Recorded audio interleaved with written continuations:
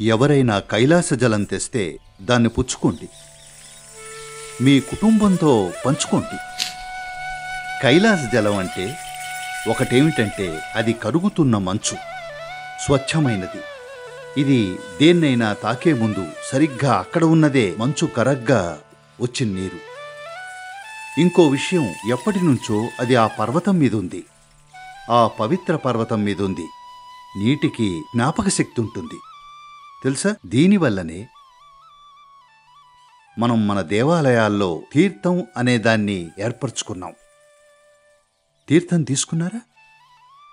మనం ఏ దైవాన్నైతే ఆరాధిస్తామో ఇందులో ఆ దైవం స్మృతి ఉంటుంది. మనం దాన్ని లోపలికి గ్రహించాలి. మనం స్వర్గానికి వెళ్లాలనుకోవట్లేదు, దేవుళ్లను మింగేసి వాళ్లలా కావాలనుకుంటున్నాం.